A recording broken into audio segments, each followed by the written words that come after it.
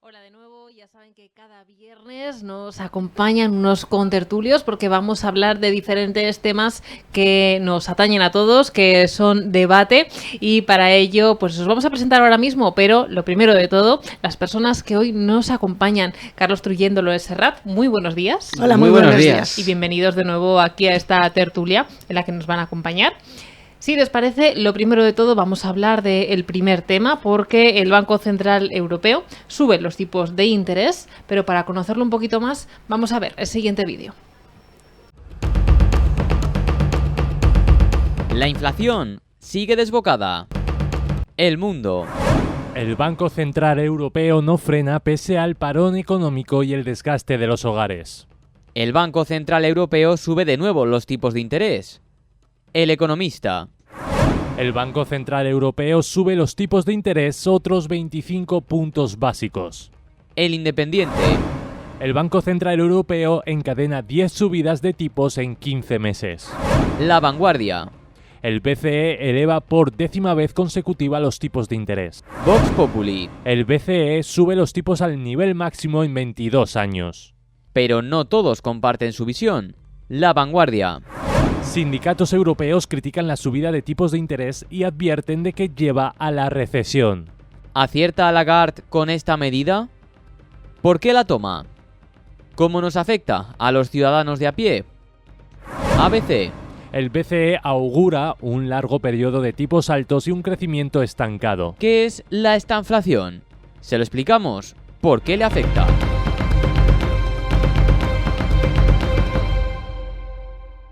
El crecimiento de estos tipos de interés. No sé cómo lo ven ustedes, porque son cifras que van en aumento, ¿no? Desde hace unos meses ya. ¿Dolores Serrat? Bueno, voy a empezar yo, que soy la lega. Yo creo que tenemos en el otro lado de la mesa una persona mucho más experta, ¿no?, en materia económica. Y yo tengo que decir que, como creo que la inmensa mayoría de las personas, cuando hablamos de temas así más macroeconómicos, nos perdemos. Yo creo que nos han dejado una pregunta, y es ¿por qué el Banco Central Europeo toma esa decisión? Es el primer interesado en que la economía europea vaya bien. Y creo que ellos lo justifican porque es necesario seguir bajando la inflación.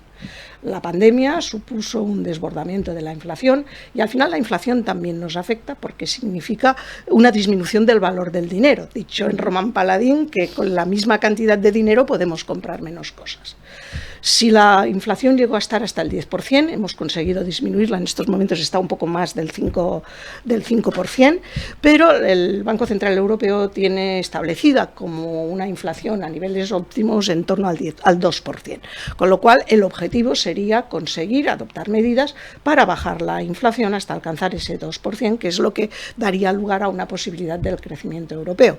Pero todas las decisiones tienen consecuencias, y en este caso lo que estábamos hablando aquí es cómo afecta esta decisión, que tiene un perfil más macroeconómico, a lo que es la microeconomía, a los hogares. Afecta sobre todo al incremento de los intereses, al incremento del precio del dinero cuando tú tienes que pedir un crédito, y afecta a aquellas personas que tienen una hipoteca. No afecta a los intereses, no afecta a las hipotecas que están a plazo fijo, pero sí afecta a las hipotecas que están en un interés variable, que les va a suponer una subida de más desde el año 2022 al 2023 de en torno a de media a unos 300 euros mensuales, más de 2.000 euros anuales. Y eso efectivamente repercute en la economía familiar. Por otra parte, lo que no se ha visto, sí que ha disminuido un poco el precio de la energía, que son los bienes y servicios que de alguna manera habían disparado la inflación, pero eso todavía no se ha visto en lo que es la cesta de la compra. Los precios en la cesta de la compra siguen estando muy altos, y evidentemente eso sigue también repercutiendo en la economía familiar.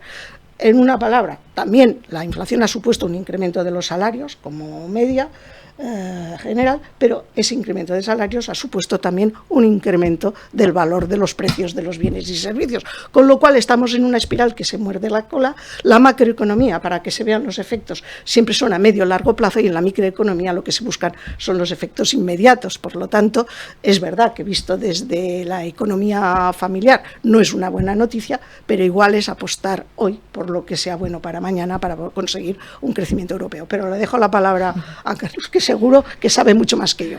Pues Dolores, lo has dicho perfectamente, o sea, prácticamente yo tendría que callarme porque todo lo que has dicho es correcto y además has incidido en los aspectos fundamentales. Voy a tratar de aportar algo, venga, me voy a lanzar a la piscina. Es verdad, el Banco Central Europeo, ¿por qué sube los tipos de interés? Para bajar la inflación, pero no porque se le ocurra, sino porque es su único mandato. O sea, lo único para lo que sirve el Banco Central Europeo, el único mandato que tiene es el de mantener la inflación a niveles entre el 2% y el 3%, que no suba de ahí. ¿Por qué? Porque una inflación disparada es mala para la economía general y si no que se le pregunten a algunos países latinoamericanos como Argentina, que está sufriendo una inflación del 100 y pico %. Nosotros, el año pasado sí que sufrimos en España una inflación del 8%, el 8,8% fue al final, interanual. Ahora en España estamos bastante mejor que en el resto de Europa. Has dado el dato del 5%, el 5% es la media de la inflación en la eurozona. Nosotros en España ahora estamos en el 2,6%. Estamos bastante mejor que nuestros socios europeos, pero el Banco Central Europeo tiene que asegurarse de que la inflación vuelva otra vez a los niveles en los que la economía, tanto macroeconomía como microeconomía, funcionan bien, que son los niveles del 2%. ¿Cómo lo hace? Subiendo los tipos de interés. ¿Qué son los tipos de interés? El precio del dinero.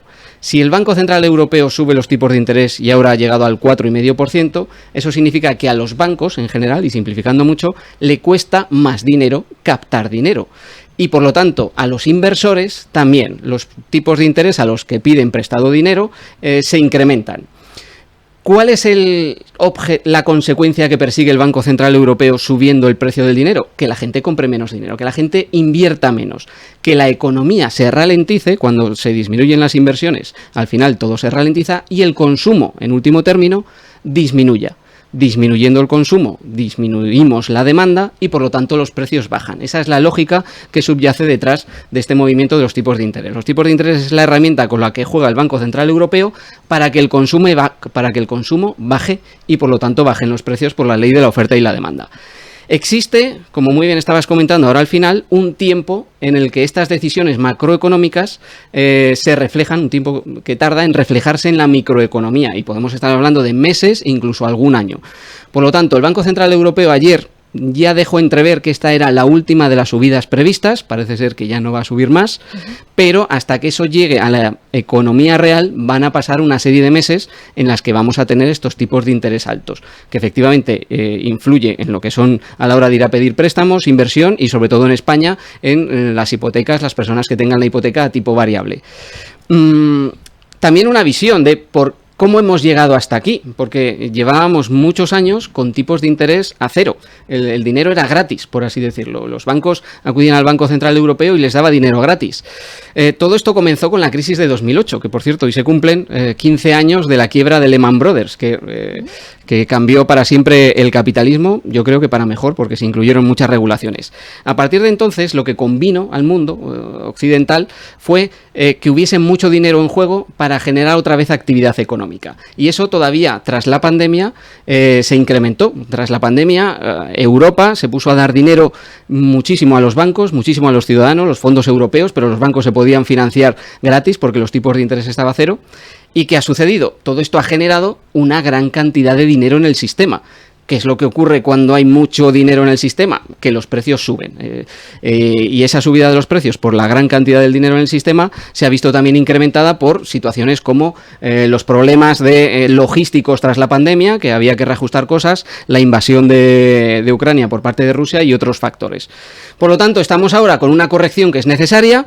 Y la clave está en encontrar el equilibrio. El Banco Central Europeo tiene que encontrar el equilibrio entre parar la economía lo suficiente como para bajar los precios, pero no demasiado como para que entremos en recesión. Los sindicatos, lo hemos visto ahí en la noticia, parece ser que opinan que se ha pasado de frenada, pero eso no se sabe, porque tarda una serie de meses en demostrarse, en llegar estas consecuencias a la microeconomía.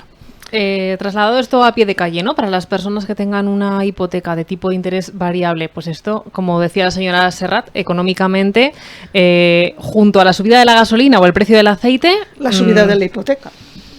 ¿Qué hacemos, no, en una familia de un sueldo medio?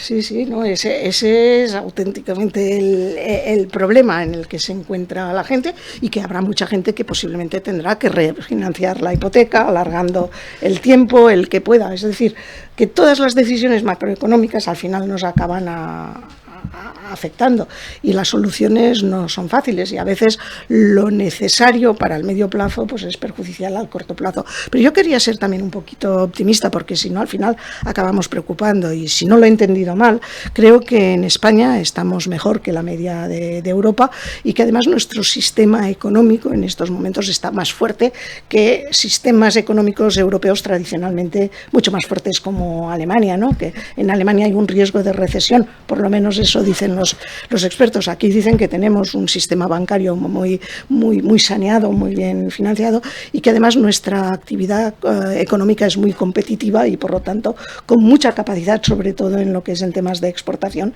que nos puede dar una ventaja con respecto a lo que es la media de países europeos. Yo creo que a veces también tenemos que ver no solo el medio lleno, el medio vacío, sino también un poco el medio lleno. Pero te dejo que me corrijas, ¿eh? Sí, estaba haciendo así gestos, ahora me explico. En primer lugar, sí, es verdad, los primeros sufridores, los que primero van a sufrir esta subida de tipos de interés, son las personas que tienen una hipoteca tipo variable, referenciada al Euribor, porque el Euribor se mueve más o menos en los mismos márgenes que los tipos de interés. ¿Esto qué quiere decir? Que a las personas que le toque recalcular los tipos de interés de su hipoteca de aquí en adelante, van a tomar como referencia el 4,5 aproximadamente de los tipos de interés, y eso va a significar una subida pues bastante importante. Una hipoteca media puede ser de 200-300 euros de cuota, que se va a mantener durante un tiempo.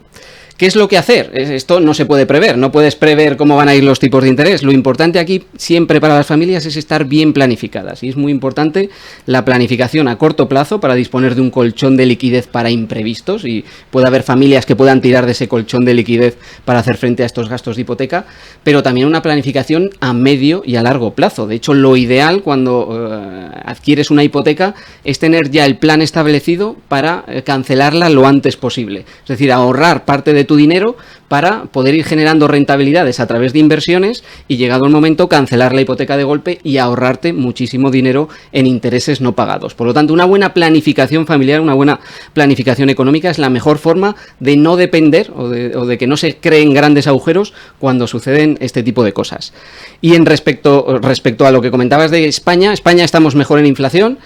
Yo no tengo tan claro que estemos mejor en cuanto a sistema económico global, porque es verdad que Alemania está teniendo datos malos en cuanto al Producto Interior Bruto, pero yo considero que Alemania tiene una economía mucho más diversificada y mucho más competitiva que la economía española, que seguimos dependiendo demasiado del turismo, por ejemplo, que siempre se dice del tema de los servicios, y no tenemos aquí industrias capaces, ahora que está muy de moda el tema tecnológico, capaces de generar componentes o infraestructura necesaria para desarrollar algo que es fundamental, que hoy en día es la innovación tecnológica. Por lo tanto, yo creo que ahí en España todavía tenemos asignaturas pendientes para tener un sistema resiliente, que es una palabra también que está muy de moda y que se puede adecuar a estas circunstancias variantes de la macroeconomía.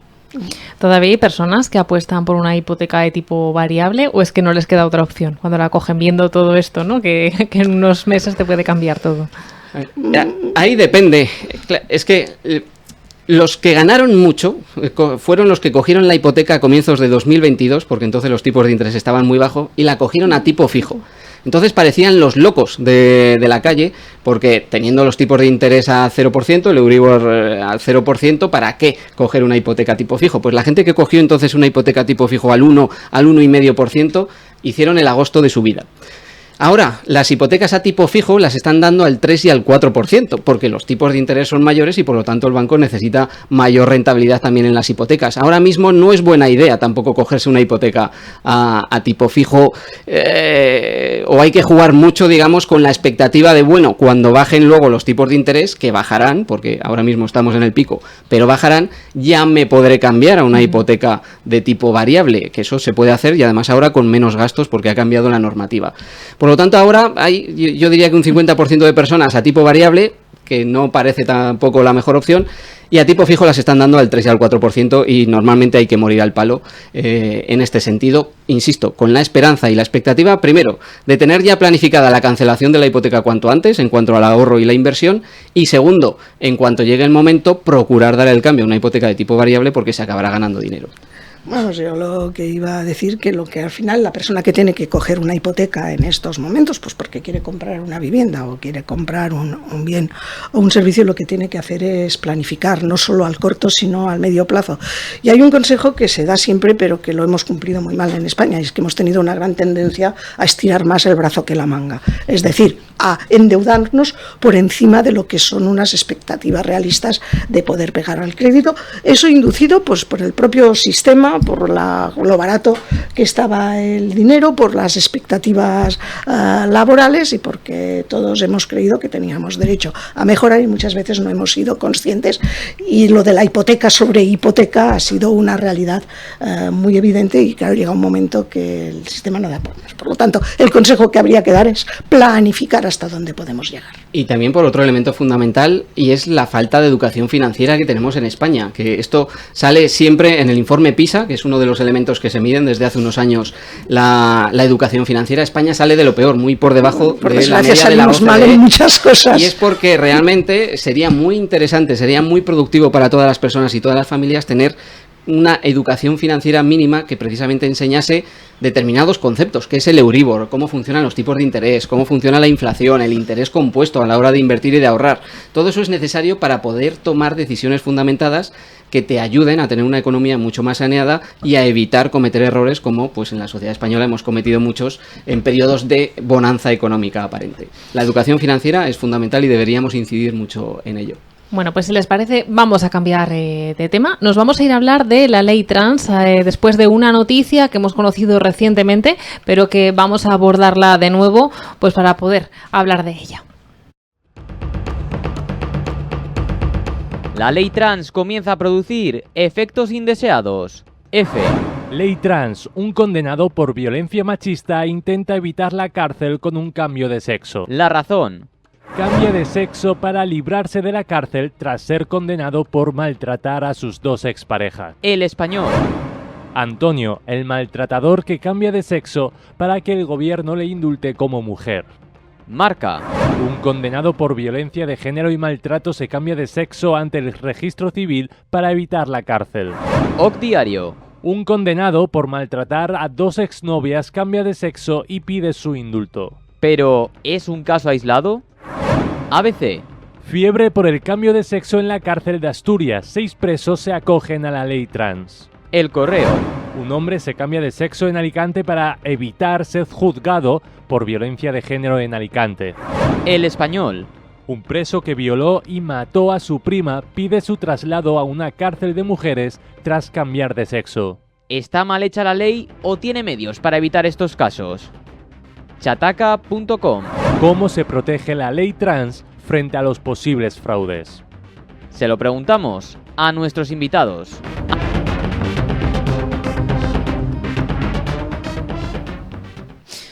Bueno, pues vemos que parece que otra ley que prometía igualdad, amparo a las mujeres, tiene algún hueco que todavía no está cubierto, y lo hemos visto en estas noticias. Dolores Serrat. Vamos a ver, yo lo primero que diría que esto es la crónica de unos hechos anunciados. Eso suele ocurrir cuando se legisla más pensando en la ideología que en la necesidad. Esta ley del año 2023, desde mi opinión y desde la de otros muchos expertos, no era una ley necesaria.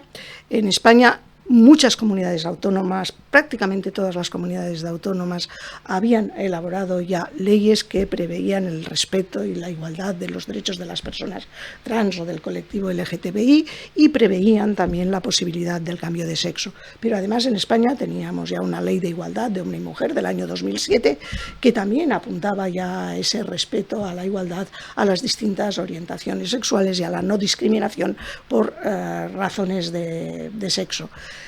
Es verdad que en España el cambio de sexo estaba permitido por las propias leyes autonómicas, por la propia normativa de la Dirección General de Registros y Notariados, pero estaba sometido a una serie de condiciones que pasaban previamente, primero, una cuestión de edad, mayoría de edad, legal, no 16 años, y además el hecho de haber pasado unos informes psicológicos para ver realmente si había una orientación en relación al nuevo sexo solicitado. ¿Qué hace la ley trans? Dejarlo libremente a la voluntad. Una persona cualquiera puede decir por su propia voluntad y sin ningún otro tipo de argumento el ir al registro civil y solicitar el cambio de sexo. Con lo cual los funcionarios no tienen ningún elemento legal para oponerse a ello. Y eso fue anunciado por los distintos expertos que intervinieron durante los trámites de la ley y no se quisieron escuchar. Lo dijo el Consejo General del Poder Judicial, lo dijeron las asociaciones de psicólogos y psiquiátricas, lo dijeron las asociaciones de médicos forenses, lo dijeron los distintos expertos que intervinieron a nivel individual. Y no escucharon. Y ahora ha pasado, y es muy similar a lo que pasó con la ley conocida como la ley del sí o sí, o del seguimiento o el castigo de lo que son las agresiones sexuales. Por lo tanto, estamos en una ley que en principio no era necesaria, no era un clamor.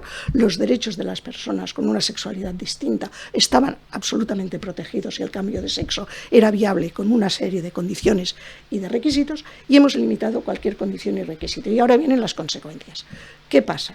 En realidad, pues lo estamos viendo. Los primeros casos que se vieron de problemas en relación a la ley trans fueron en el caso de los deportistas, fundamentalmente hombres que querían participar en competiciones femeninas.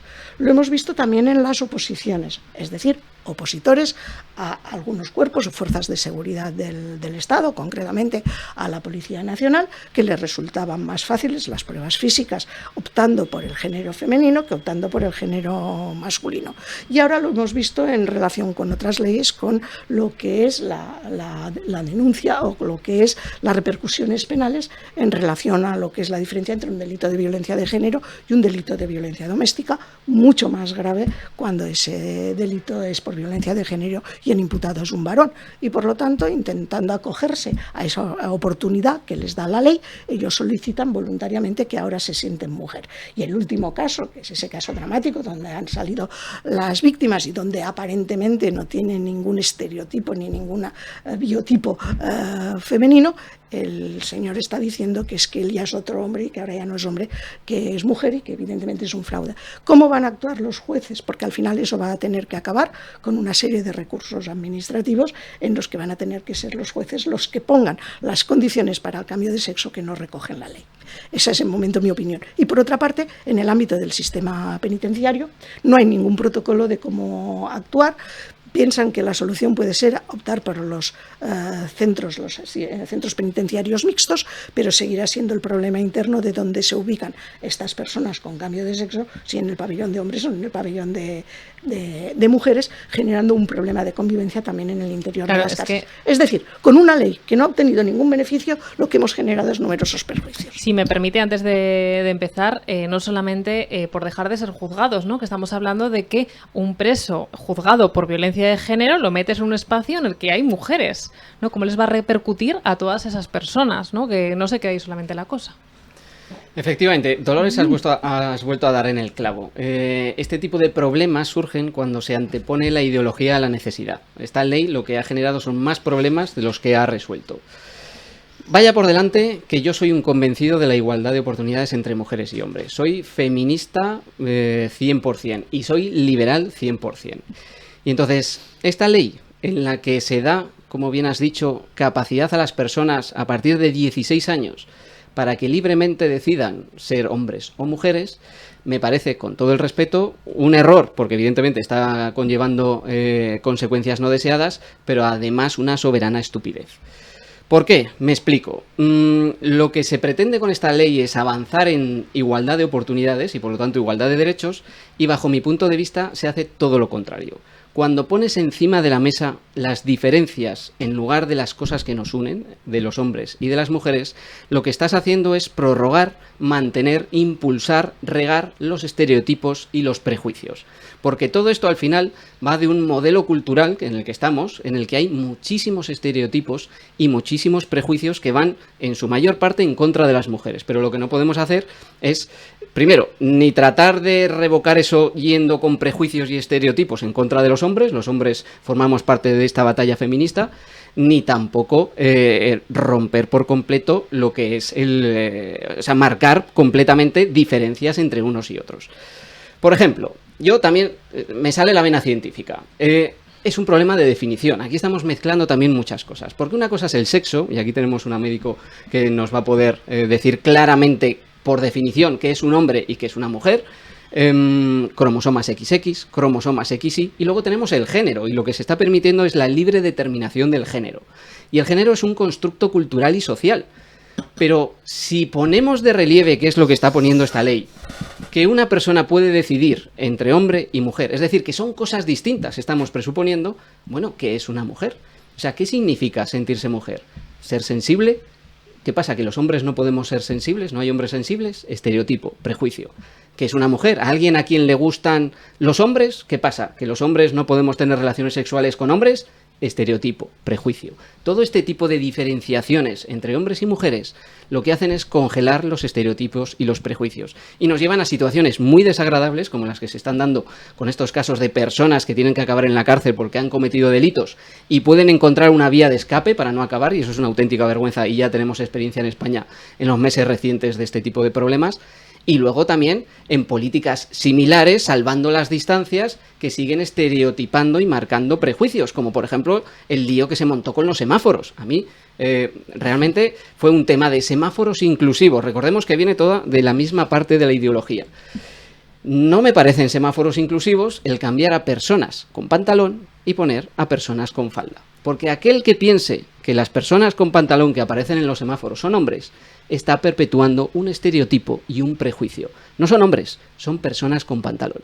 Y si luego le pones un icono con una falda, no es una mujer, es una persona con falda. ¿Qué pasa? ¿Que los hombres no podemos llevar faldas?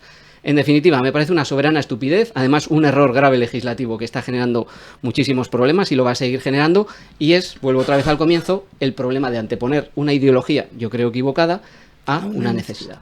Yo creo que ha abierto una espita muy importante, y es la confusión en que hay entre los conceptos. Una cosa es el sexo, y además el sexo no es un concepto unívoco. Yo siempre en medicina legal, que es mi especialidad, distinguimos entre lo que es el sexo biológico, lo que es el sexo psicológico y lo que es el sexo jurídico. Son tres conceptos, pero el sexo biológico es el que es y viene determinado por la genética, por los cromosomas, pero viene también determinado por el sistema endocrino, por las hormonas y por la propia anatomía macroscópica. Evidentemente, biológicamente, los hombres y las mujeres tenemos diferencia. Y eso es verdad que no tiene por qué repercutir en la igualdad de oportunidades, pero biológicamente somos distintos. Otra cuestión es el sexo psicológico, es decir, yo puedo tener un sexo biológico de un determinado signo, pero yo me puedo sentir psicológicamente más afín o más identificada con el otro sexo. Y ese es el motivo por el que se pueden autorizar los cambios de sexo cuando se cumplen una serie de condiciones. Y por último está el sexo jurídico, que es aquel con el que todos estamos inscritos en el registro civil. Y esos son tres conceptos que no se han cambiado ni se pueden cambiar porque son de sentido común. Y por otra parte está el género, que es el rol cultural. Y evidentemente, si tú cambias el sexo, vas a cambiar automáticamente el género. Pero con estas leyes lo que hemos conseguido es perjudicar precisamente a aquello que más queríamos proteger, porque las más afectadas negativamente por estas leyes, tanto la del sí es sí como la ley trans, son precisamente las mujeres, que es aquello que más queríamos proteger. Además, hemos conseguido una polarización social con un cierto enfrentamiento entre el ser hombre y el ser mujer. Parece que el hecho de ser mujer tiene que ser que tienes que estar en contra de los hombres, y la polarización no es buena en ningún ámbito, pero menos en aquello que es fundamental para la convivencia social, que es la convivencia de las personas. Por lo tanto, a mí me gustaría que me explicara explicaran cuál es el sentido positivo que han tenido esas leyes, que se veían venir antes de su aprobación y que ahora nos estamos lamentando, pero lo más lamentable es que cuando tú escuchas los responsables legislativos de haber llevado a esta ley, no asumen su culpa, sino que echan la culpa a los jueces, que ahora resulta que los jueces son los que no saben leer y no saben interpretar las leyes. La verdad es que no tiene un pase y yo espero que alguien rectifique. Bueno, parece que con proteger los derechos de las mujeres en este último año hemos ido para atrás, ¿no? Que muchas veces lo estamos vulnerando y a la vista está con todas estas noticias, porque hace tan solo unos días conocíamos también la noticia de que uno de los juzgados por La Manada también se le había reducido la condena por la ley de solo sí es sí. Entonces, bueno, parece que seguimos en hilo a todo esto y esperemos que pronto se pongan soluciones.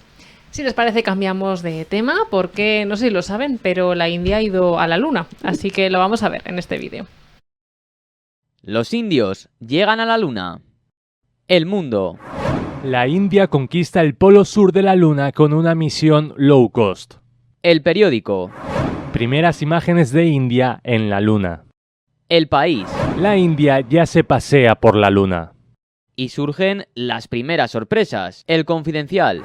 La sonda india detecta movimientos de origen desconocidos bajo la superficie lunar. Expansión. La sonda india detecta movimientos y vibraciones desconocidas bajo la superficie de la Luna. ¿Cuál es la explicación? ¿Está la Luna hueca? ¿Tienen sentido las teorías conspiranoicas que aseguran que es una nave espacial? Diario de avisos. Los misteriosos temblores descubiertos en la Luna tienen una explicación y un origen sorprendente. ¿Cuál es esta explicación? Se lo preguntamos a nuestros invitados.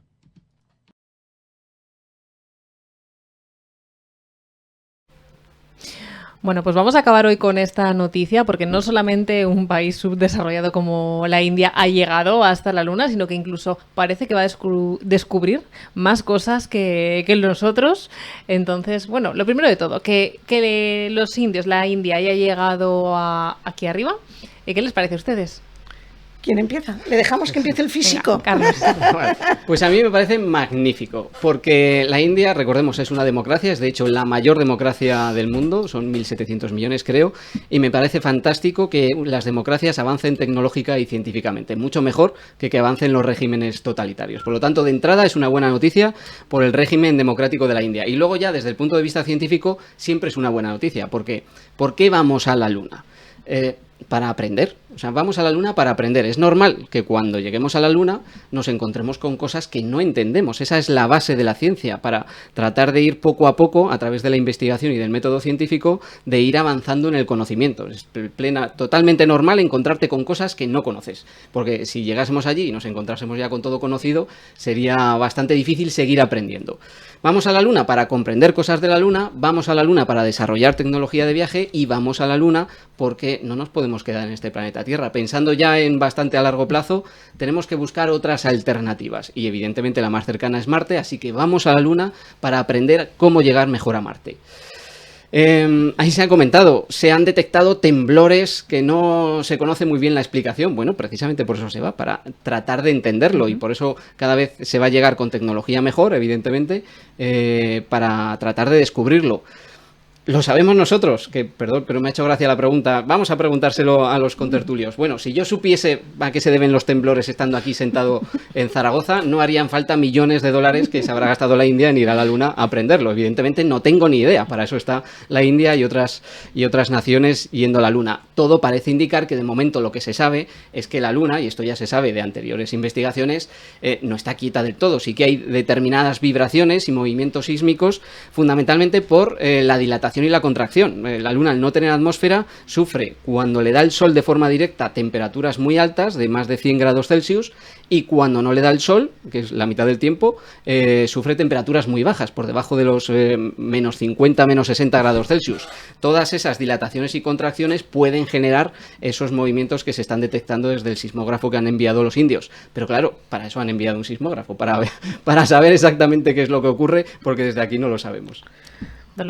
Bueno, lo que voy a empezar es por la mayor. Yo creo que la conquista del espacio forma parte del imaginario humano desde la antigüedad y eso se materializó en la mitad del siglo XX, en el año 69, cuando por primera vez 2 hombres pisaron la Luna. Y ya en ese primer viaje creo que se descubrieron esos movimientos vibratorios que había en la Luna y empezaron las primeras teorías del modelo que explicabas por el cambio de temperatura y la contracción y dilatación. Hay que tener en cuenta que en la Luna durante el día se pueden alcanzar temperaturas de hasta 151 grados y por la noche pueden bajar a menos 97 grados centígrados, que creo que sí es algo así aproximadamente. Pero es verdad que hasta ahora la conquista del espacio parece que había sido una cosa de dos entre Estados Unidos y Rusia y además involucrado dentro de lo que se llamaba la Guerra Fría. A Estados Unidos y a Rusia le salió un tercer competidor, el tercer país que llegó a la Luna, que fue China, y ahora afortunadamente ha llegado un cuarto país. Yo no sé si lo he entendido mal, pero me parece que la diferencia es que en este caso el lanzamiento que ha hecho desde la India ha llegado a lo que es la Antártida de la Luna, una zona donde no habían llegado los demás y donde esos movimientos vibratorios han sido mucho más evidentes. Pero yo creo que además de que es una buena noticia que lleguen más países en la Luna y que no haya solo esa bilateralidad, también eso va a dar más oportunidades de avanzar en la investigación. Los motivos por los que se va a la Luna no son otros que para aprender, para desarrollar nuevas tecnologías, pero también para conocer más del origen de la Tierra. Porque es verdad que la Luna tiene influencia sobre la Tierra, influye sobre las mareas, influye sobre las plantas, influye sobre todo, y también se ha dicho, incluso sobre el comportamiento humano. Hay bastantes estudios psicológicos que relacionan el comportamiento y las fases lunares, y hay fases lunares donde parece que las personas se comportan de forma más agresiva que otras. Por lo tanto, la Luna influye en la Tierra y todo lo que sea conocer el origen y el porqué de esas influencias suponen avances. Es verdad que todos esos avances no tienen una repercusión inmediata, pero yo estoy de acuerdo contigo, que es muy bueno que haya más países que lo consigan y ojalá pronto esos objetivos se consigan desde Europa, desde un país europeo, que estamos muy lejos de lo que es la carrera espacial para meternos en ella. Por lo tanto, bueno, pues veremos qué dan de sí y desde luego lo que sí que se ha definido en el siglo XX, la llegada a la Luna como el mayor acontecimiento histórico, ¿no?, del siglo XX, la llegada a la Luna. ¿Creen ustedes que la India seguirá haciendo descubrimientos, incluso que podrá alcanzar, ¿no?, como decimos, Estados Unidos a Rusia? Yo creo que es una cuestión de colaboración. Yo creo que eso no es cuestión de un solo país y todos aquellos que tienen la tecnología y los medios para conseguir aterrizar en la Luna lo que tienen que hacer es aunar esfuerzos. Bien, es verdad que en estos momentos tendemos más a ver lo que nos separa que lo que nos une y en un proyecto de ese calibre debería de haber mucha generosidad, cosa que tengo mis dudas. Sí, ahí yo creo que India y Estados Unidos son capaces de colaborar en tema espacial precisamente porque son dos democracias y funcionan muy bien. Es mucho más peligroso tratar de colaborar con Rusia o con China, que son regímenes más totalitarios. De hecho, creo que la India también colabora en algún aspecto y Europa seguro que sí en la siguiente misión de los americanos, que es un poco más conjunta y además con colaboración público-privada, que es volver a poner a una persona, varios hombres y una mujer, pero son personas, en la Luna en 2025, me parece que es el plan, y que volverá a ser otro pasito más que nos acerca a Marte, y cuando lleguemos a Marte será otro pasito más que nos acerca a viajar más lejos del sistema solar, que será otro pasito más a viajar pues a donde nos lleve el destino, por así decirlo. Yo también me encanta muchísimo el concepto de viajes espaciales y es que además estamos inevitablemente condenados a salir de este pequeño espacio en el que vivimos, que al final, como decía Carl Sagan, es una gota cósmica, es un pequeño puntito azul en un vasto océano que es el universo en el que vivimos. Y bueno, y eso a los físicos nos gusta mucho, eso de la materia negra de que nos desarrolla, y supongo que esos viajes especiales también ayudarán, ¿no?, a conocerla un poco mejor. He dicho la palabra, lo de la materia negra, yo tengo materia oscura, yo tenía un amigo que era físico y me lo ha intentado explicar muchas veces, pero reconozco que no doy para más. Aquí hay un debate también importante y surgió ya en Estados Unidos en la década de los 60. ¿Para qué gastarse tanto dinero en llegar a la Luna? ¿Para qué sirve? Bueno, en aquel momento había también motivos políticos, evidentemente, pero se trata, en primer lugar, de investigación esencial. Es verdad que vamos a aprender cosas de la Luna, que simplemente nos van a enseñar, simplemente entre comillas, cómo funciona el universo, cómo se creó la Tierra, que tienen un origen común, la Luna y la Tierra. Es decir, son cosas fundamentales. Pero luego toda investigación básica acaba terminando en tecnología. Se desarrolla tecnología siempre a partir de información básica, de conocimientos de investigación básica que aparentemente no tienen aplicaciones, pero siempre hay aplicaciones.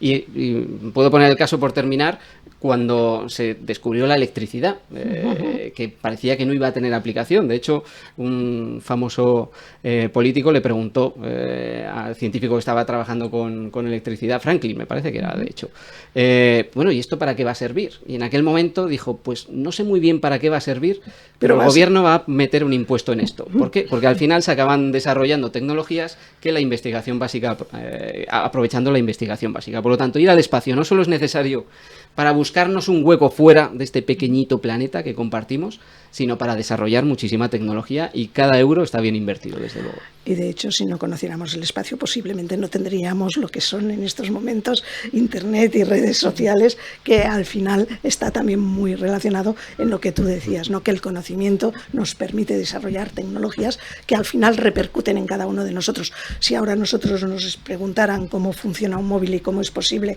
que tú escribes hoy una cosa aquí y en 10 minutos o en un minuto la puedan ver en Estados Unidos, pues no lo entenderíamos, y que eso pasa posiblemente por un mayor conocimiento de entrada por los satélites, que no estarían ahí dando vueltas si a nadie se le hubiese ocurrido mandar a dar vueltas cosas por encima de la atmósfera. Todo tiene consecuencias. ¿Se unirían ustedes a uno de esos viajes espaciales de los que hace tiempo ya se habla, si tuviesen la oportunidad? A mí me encantaría ir a Marte. O sea, yo voy a contestar porque soy un apasionado. O sea, a mí me encantaría ir a Marte, aunque mi mujer no opina lo mismo, porque son 6 meses de viaje, luego estancia de 1 o 2 años y luego 6 meses de vuelta. Entonces parece que, yo te lo diría que a nivel familiar no encaja mucho. Me iría antes a un viaje al espacio que a un viaje submarino. Bueno, está bien. Prefiero estar por arriba que estar por abajo. Bueno, pues esperamos que se siga avanzando, ¿no? Que sea un país o una nación u otra que nos sigan aportando cosas para seguir descubriendo. Muchísimas gracias a los dos por haber estado hoy con nosotros. Un placer. Para hablar de estos temas, y nosotros nos despedimos. Esperamos que hayan disfrutado con nuestros contertulios de nuestros temas de hoy, y nos despedimos hasta la próxima tertulia política.